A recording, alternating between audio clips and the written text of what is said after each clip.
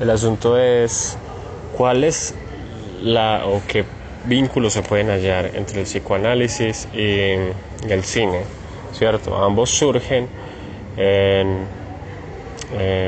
ambos surgen o sus bases se dan en el siglo XIX, ¿cierto?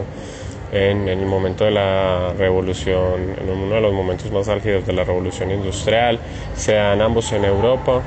El psicoanálisis influenciado por la psiquiatría, por la naciente psiquiatría, muy vinculado a un asunto de lo económico, de la prosperidad, ¿cierto? De poder controlar aquello que genera un déficit en la capacidad de los trabajadores para asumirse como trabajadores y para desempeñarse de la manera correcta, ¿cierto? El psicoanálisis, en ese sentido, es una terapia que nace para poder mantener un cierto orden, un cierto status quo, aunque de alguna manera en su mismo, ¿cómo decirlo?, en su contenido tiene un cierto elemento que puede llamar al cambio o a un orden distinto en la medida en que habla de unos conflictos que están ahí latentes y que se dan por un asunto de una violencia estructural, aunque no sea planteado como un asunto revolucionario, ¿cierto? O un asunto de motivo de un cambio social,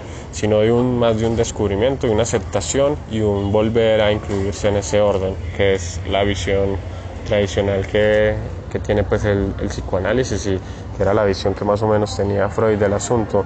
Era una cuestión de al psicoanalizarse los individuos hallaron una verdad que les permitirá entender que están sometidos a una estructura sumamente violenta y opresiva y luego cambiarán, sino que más bien se ordenarán y se volverán a incluir dentro de ese orden, pero de manera funcional, que era lo que más necesitaba las grandes empresas, los grandes industriales. Necesitaban que sus empleados estuviesen en condiciones psíquicas óptimas para desarrollarse pues como empleados. El cine, en contraparte, nace como entretenimiento, ¿cierto? Nace como un asunto también dirigido hacia ese mismo sector, ¿cierto? Hacia la masa, hacia el populacho, hacia la gran población.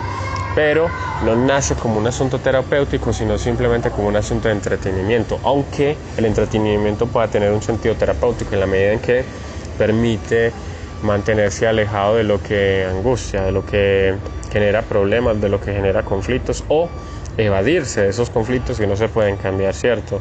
El cine está puesto ahí, pero a mí lo que me interesa es el asunto de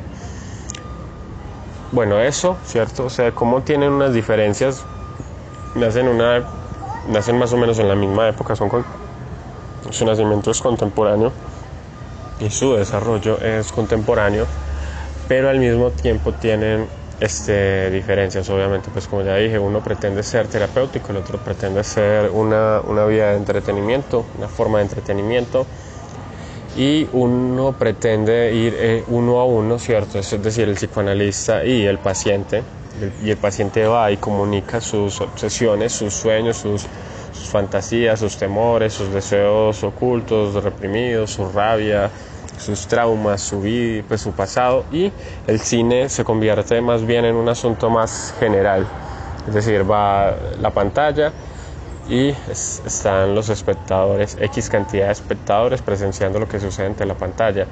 Y en un principio el cine ya tenía un asunto de lo fantástico, ¿cierto? Y de tratar de retomar cierta mitología popular, por así decirlo, y al menos se manifestó con Georges Méliès, con el asunto de que tomase cuentos de historias que ya eran conocidas, las reinterpretadas y las pusiese en la pantalla, sobre todo desde lo fantástico, en el sentido de que eran historias en las que había magia o ciencia ficción, pero lo fantástico en el sentido del juego, ¿cierto? Todas estas cosas que aplicaba del ilusionismo, que era de donde venía él, del ilusionismo, y lo aplica al cine para sorprender a los espectadores, ¿cierto? A aquellos que están delante de la pantalla. Y hay un asunto muy curioso, y es Freud también tuvo cierto vínculo con este mundo entre comillas, de la magia, de la ilusión, con el tema ¿cómo se llama esto? De la hipnosis. pero también del mesmerismo y todo ese asunto que pretendía desde la magia lograr algo en la mente humana. Entonces se da el paralelismo, ¿cierto? Es decir, hay un elemento mágico o del pensamiento mágico que está tanto detrás del cine como detrás del psicoanálisis, y ese pensamiento o ese elemento mágico va vinculado también al asunto del chamanismo, ¿cierto? De este uso de las energías negativas en una sociedad, de los conflictos, para vehiculizar una solución de esos conflictos o para disolverlos.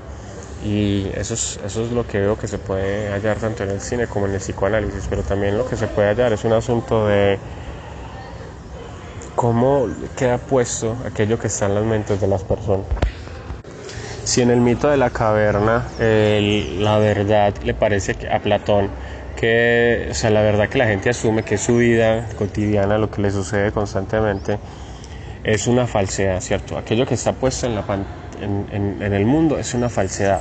Y el mito de la caverna, no, la alegoría de la caverna sirve para representar cómo lo que está proyectado hacia afuera es una falsedad, ¿cierto? Es una mentira, y una mentira que viene proyectada por otros, que no es una mentira que proyecte el mismo individuo, sino que es una mentira que le viene dada por otros. En cambio, en el psicoanálisis y el cine, esto queda puesto de cabeza, queda al revés. Y hay que recordar que Nietzsche ya lo había planteado, que no era que el mundo fuese la mentira, sino que el mismo individuo introducía la mentira a través de los símbolos, a través de su propia voluntad. Esto a su vez influenciado por Schopenhauer, y tanto el cine como el psicoanálisis toman eso. Pero el cine obviamente de manera intuitiva e inconsciente, el psicoanálisis de una manera tal vez un poco más consciente, pero también habrá algo inconsciente en ello. El asunto es que queda puesto al revés. Lo que se proyecta hacia afuera, lo que se dice, lo que está en el lenguaje, lo que está en la realidad, no es una ilusión creada de afuera y que se proyecta hacia adentro, sino que está proyectada de adentro hacia afuera. Es decir, lo que está de falso y de erróneo en el mundo es introducido por el propio individuo, no está puesto por el mundo allí. Entonces las neurosis vienen dadas es por los individuos, ¿cierto? Y los errores y lo traumático que generan, o los problemas que generan, vienen dadas son por los individuos. Lo que hay de falso viene dado por el individuo.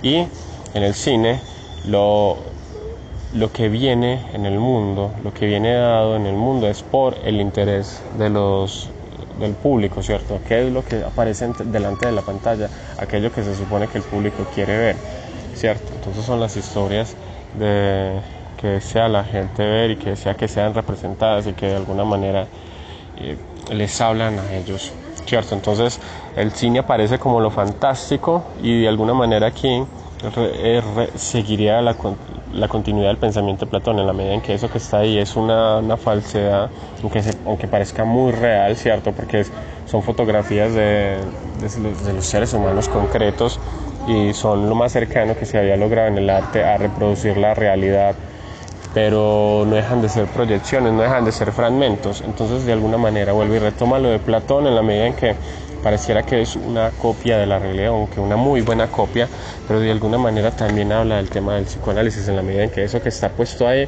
obedece a ciertos deseos y a ciertos intereses inconscientes de las personas. Lo que está puesto en la pantalla es lo que está en las cabezas de las personas. Claro está que hay censura, claro está que no todas las personas son representadas delante de la pantalla del cine, pero hay un proceso gradual.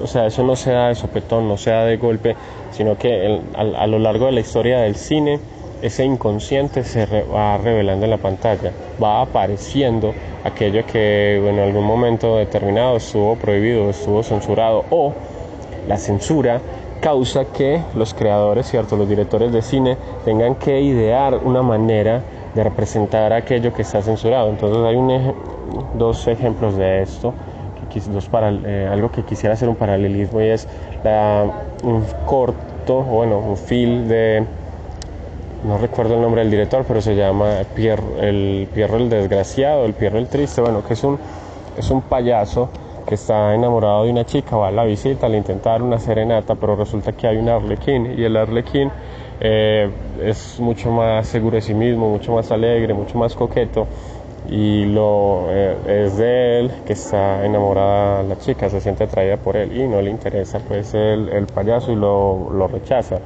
o no lo rechaza abiertamente, pero sí no muestra verdadero interés por él.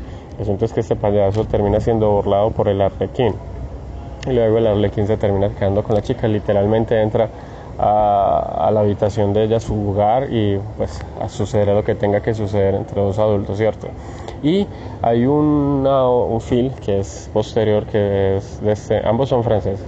El film es posterior, es el de el diablo y la estatua, o el milagro de la estatua, que es un film de Georges Méliès, en el que sucede una historia que más o menos replica lo mismo de Pierrot el Triste, pero de una manera distinta. Y es, hay un chico que está comprometido, al menos en noviazgo, con una chica. El chico se va, la deja en su casa, y estando ella en la casa, aparece el demonio, y el demonio empieza a bailar y a reírse de la chica, intenta forzarla en un momento, la toma de la mano, ella se suelta, se corre hacia un rincón del lugar en el que está, de la habitación en la que está, que es una sala, y este diablo bailando y tales va creciendo en su tamaño, casi que se duplica, puede que más, casi que se triplica, lo que es una clara referencia fálica, más allá de que se considere o no la terminología psicoanalítica, pero el hecho de que crezca en tamaño en un momento que hay una danza sexual en este sentido, que es violenta porque intenta abusar de la nena,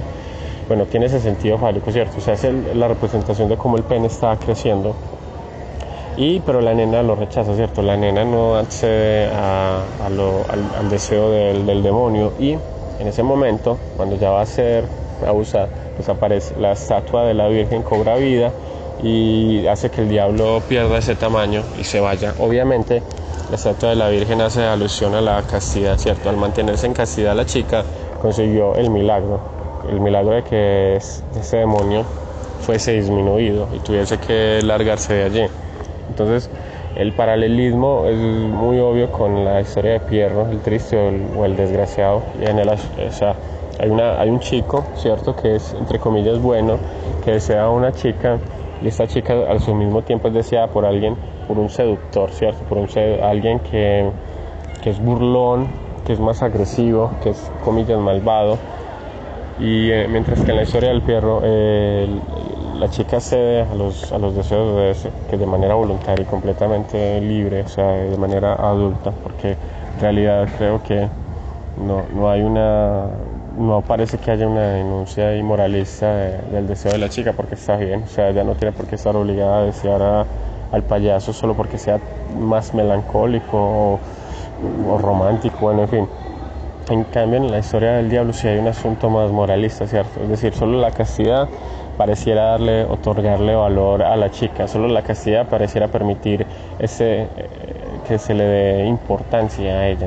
Entonces, una historia es un poco más burlona, más alegre, y no en vano es protagonizada por un payaso y un arlequín, y la otra es más moralista, no en vano lo payasesco desaparece para darle lugar a figuras religiosas. Entonces, es como esa historia es tratada en los films de dos maneras distintas. Esa estructura básica del tema del seductor es tratada de manera distinta, en una manera más alegre y despreocupada y burlona, y en otra manera más moralista, aunque Méliès también sabe darle cierto toque burlesco al asunto por la danza burlona que realiza el diablo y todo el cuento. Es cierto, hay cierto toque de ridículo en todo eso, que podría ser un ridículo que viene dado por el mismo hecho de la época y la técnica actoral y las cosas de ese momento, pero no sé, encuentro que hasta cierta manera es ridícula la historia. Pero bueno, ese paralelismo me permite entrever cómo lo fílmico, a pesar de estar asociado a lo real, ese plano ontológico de supuestamente reproducir de una manera muy fiel lo real, en realidad solo reproduce esas obsesiones inconscientes de los seres humanos.